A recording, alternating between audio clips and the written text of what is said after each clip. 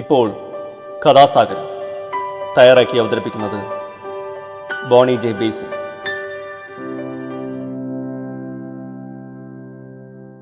നമസ്കാരം പ്രിയ ശ്രോതാക്കളെ, ഞാൻ ബോണിയാണ്.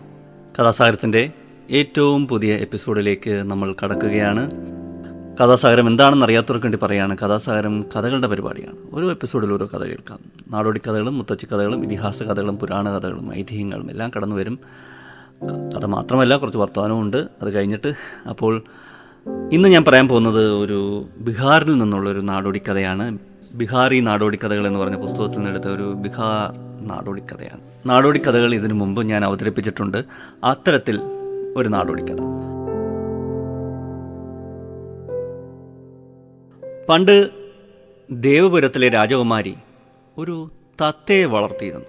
മനുഷ്യരെപ്പോലെ സംസാരിച്ചിരുന്ന ആ തത്തയ്ക്ക് ശരീരലക്ഷണം നോക്കി ആളുകളുടെ മനസ്സിലിരിപ്പ് അറിയാനുള്ള പ്രത്യേക കഴിവുമുണ്ടായിരുന്നു. തത്തയുടെ സഹായത്തോടെ കൊട്ടാരത്തിലുള്ളവരുടെ സ്വഭാവം അറിയുന്നത് രാജകുമാരിയുടെ വിനോദമായിരുന്നു.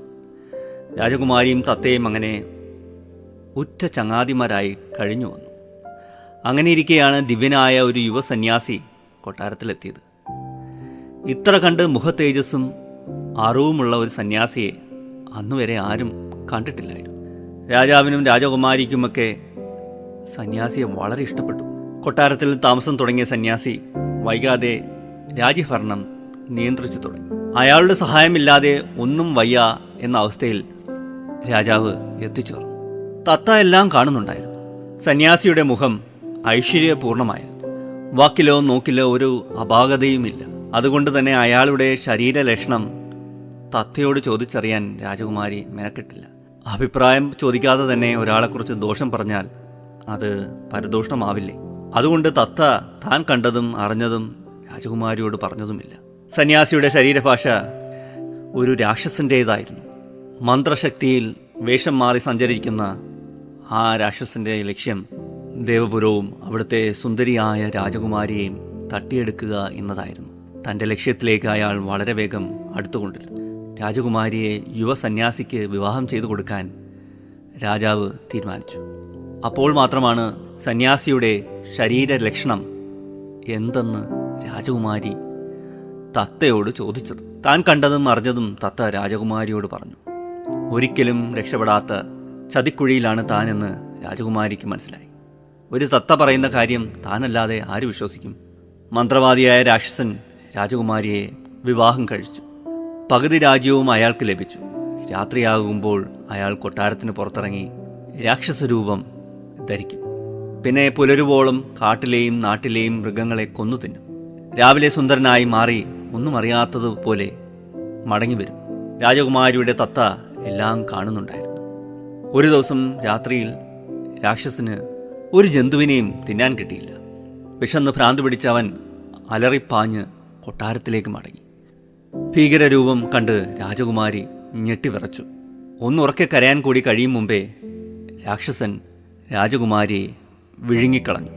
തത്ത അത് കണ്ട് നടുങ്ങിപ്പോയി. അതുടൻ ദേവപുരത്തെ അച്ഛൻ രാജാവിൻ്റെ അടുത്തേക്ക് പറന്നു. നടന്നതെല്ലാം രാജാവിനെ അറിയിച്ചു. രാജകുമാരിയെ വിഴുങ്ങി വിഷപ്പടക്കി കൂർക്കം വലിച്ചുറങ്ങുന്ന രാക്ഷസനെ വിഷം പുരട്ടിയ അമ്പുകൊണ്ട് കൊല്ലാമെന്നും പറഞ്ഞുകൊടുത്തു. രാജാവും സൈന്യവും രാക്ഷസന്റെ കൊട്ടാരത്തിലേക്ക് കുതിച്ചു. അമ്പേറ്റ് വീണ രാക്ഷസന്റെ വയറ് കീറിയാണ് രാജകുമാരിയെ പുറത്തെടുത്തത്. ഭാഗ്യം, കുമാരി മരിച്ചിരുന്നില്ല. എല്ലാവരും വളരെ സന്തോഷിച്ചു.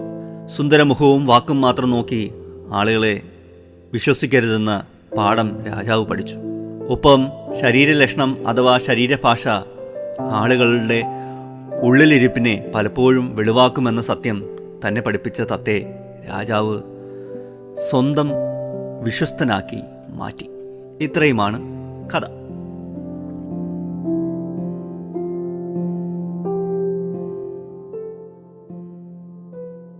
എന്തായാലും കഥ അവസാനം ശുഭമായിട്ട് അവസാനിക്കുകയാണ്. രാജകുമാരി രക്ഷപ്പെടുകയാണ്. നമുക്കെല്ലാം ഈ രാജകുമാരൻ്റെയും രാജകുമാരിയുടെയൊക്കെ കഥകൾ കേൾക്കാൻ വളരെ ഇഷ്ടമാണ്, പ്രത്യേകിച്ച് കുട്ടിയായിരിക്കുമ്പോൾ. അത്തരത്തിൽ ഉള്ളൊരു കഥ. ഇതിനകത്ത് ഒരു പാഠമെന്ന് പറയുന്നത്, പലപ്പോഴും മനുഷ്യർ നല്ല വർത്തമാനത്തിനും സൗന്ദര്യത്തിനും ആകാരഭംഗിക്കും ഒക്കെ വീഴാറുണ്ട്. അതാണ് വ്യക്തിത്വം എന്നൊക്കെ പലപ്പോഴും കരുതാറുമുണ്ട്. എല്ലാ മനുഷ്യർക്കും ഉണ്ട് ഒരു രാക്ഷസ സ്വഭാവം. സന്യാസിയായി മുമ്പിൽ നിൽക്കുന്ന ആൾ തൻ്റെ ഓൾട്ടർ ഈഗോ പോലെ അപ്പുറത്തെ ഒരു വലിയ രാക്ഷസനായി മാറുകയാണ്. ഈ പ്രതിഭാസം എല്ലാവരുടെയും മനസ്സിൽ ഇങ്ങനെ നടക്കുന്നുണ്ട്. നമ്മളെവിടെ നോക്കിയാലും ഒരു വിപരീത സ്വഭാവമല്ലേ കാണുന്നത്. രാത്രിക്ക് പകലുണ്ട്, വേനൽ കഴിഞ്ഞാൽ മഴ വരും, കൊടുങ്കാറ്റ് വന്നാൽ പിന്നെ നിശബ്ദതയായി, കറുപ്പിന് വെളുപ്പ് അല്ലേ, സന്തോഷം വന്നു കഴിഞ്ഞാൽ കുറച്ച് കഴിഞ്ഞ് സങ്കടമായി. എല്ലാത്തിനും ഒരു വിപരീത വശം കൂടിയുണ്ട് അല്ലേ. ഇരുണ്ടുമൂടിയ ആകാശം കുറച്ച് കഴിഞ്ഞ് തെളിമയുള്ള ആകാശമായി മാറും. കരഞ്ഞ് വാടിയ മുഖം കുറേ കഴിഞ്ഞ് സന്തോഷപ്രദമാകും, തെളിമയാർന്ന മുഖമാകും. സന്തോഷിക്കാൻ എന്തെങ്കിലുമൊക്കെ വക കിട്ടും. അങ്ങനെയാണ് എല്ലാത്തിനും അതിൻ്റെ ഒരു വിപരീത വശം കൂടെ കാണും. യൗവനാവസ്ഥയിൽ നിന്ന് നമ്മൾ വാർദ്ധക്യത്തിലോട്ട് കടക്കും. വലിയ ഓടിച്ചാടി നടന്നൊരു കാലം പതുക്കെ മാറുകയും ശയ്യാ അവലംബമാവുകയും ഒക്കെ ചെയ്യും. അങ്ങനെയാണ് കാലം വിപരീതങ്ങളുടെ ഒരു ഘോഷയാത്ര തന്നെ നമ്മുടെ മുന്നിൽ കാഴ്ചവെക്കും. പക്ഷെ ഇങ്ങനെയൊക്കെ പറഞ്ഞാലും ഈ കഥയിലെ പോലെ നമുക്കാർക്കും ആരുടെയും മനസ്സ് മനസ്സിലാക്കാൻ സാധിക്കില്ല. ഒരു മനുഷ്യൻ്റെ മനസ്സിൽ എന്തൊക്കെ നടക്കുന്നു, എന്തൊക്കെ ചിന്തകൾ, എന്തൊക്കെ പദ്ധതികൾ, എന്തൊക്കെ നല്ല ചിന്തകൾ അവന് ഉണ്ടാവുന്നു, അല്ലെങ്കിൽ തിന്മയുള്ള ചിന്തകൾ ഉണ്ടാവുന്നു, ഒന്നും നമുക്ക് അറിയാൻ പറ്റത്തില്ല. അതിങ്ങനെ വെള്ളച്ചാട്ടം പോലെ ഇങ്ങനെ പുറത്തേക്ക് കുതിച്ച് ചാടിക്കൊണ്ടിരിക്കും. നാം ചിന്തിക്കുന്നത് തന്നെ ആയിരിക്കും നാം ആയിത്തീരുന്നത്. നമ്മുടെ മനസ്സിൽ എന്തൊക്കെയോ ചിന്തിച്ചു കൂട്ടുന്നോ അതൊക്കെ ആയിരിക്കും നമ്മളുടെ ജീവിതത്തിലും പ്രതിഫലിക്കുന്നത്.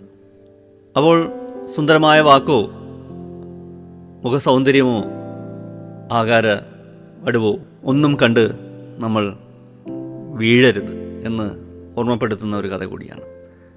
വ്യക്തിത്വം എന്ന് പറയുന്നത് സൗന്ദര്യമല്ല, അവൻ്റെ ഉള്ളിൽ നിന്ന് പ്രവഹിക്കുന്ന ആശയങ്ങളും പ്രവൃത്തികളുമൊക്കെയാണ്. അത് വ്യത്യസ്തമാണ്.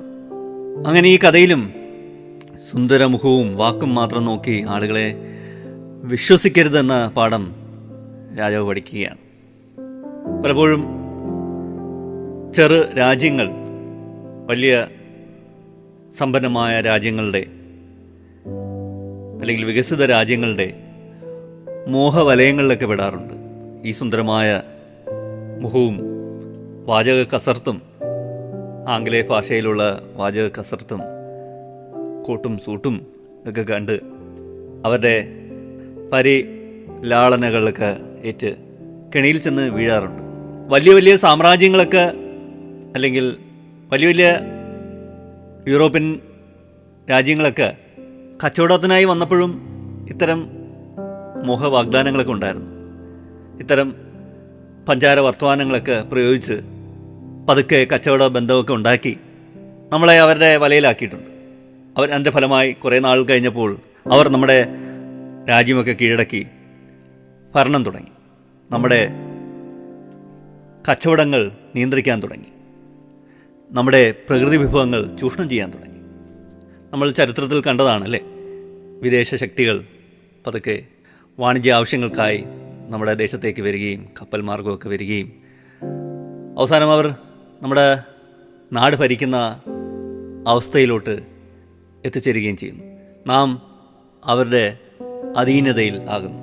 സുന്ദരമായ മുഖവും വാക്കുകളും കൊണ്ട് പതുക്കെ കടന്നു വന്ന അവരുടെ ഭീകര മുഖമൊക്കെ കാണിച്ചു തുടങ്ങും. ഇതൊക്കെ ഈ കഥയുമായിട്ട് നമുക്ക് ബന്ധപ്പെടുത്തി വായിക്കാം. ചരിത്രത്തിൽ ഒട്ടേറെ സന്ദർഭങ്ങൾ നമുക്ക് പറയാനുണ്ട് ഇത്തരം. എന്തായാലും ഞാൻ ദീർഘിപ്പിക്കുന്നില്ല. ഇന്നത്തെ കഥാസാരം ഞാൻ ഇവിടെ അവസാനിപ്പിക്കുന്നു. അടുത്ത എപ്പിസോഡിൽ കാണാം പുതിയൊരു കഥയും പുതിയ കുറച്ച് വിശേഷങ്ങളുമായി. ഇത്ര നേരം എന്നെ കേട്ടുന്ന എല്ലാവർക്കും നന്ദി, നമസ്കാരം. Signing off, Boney.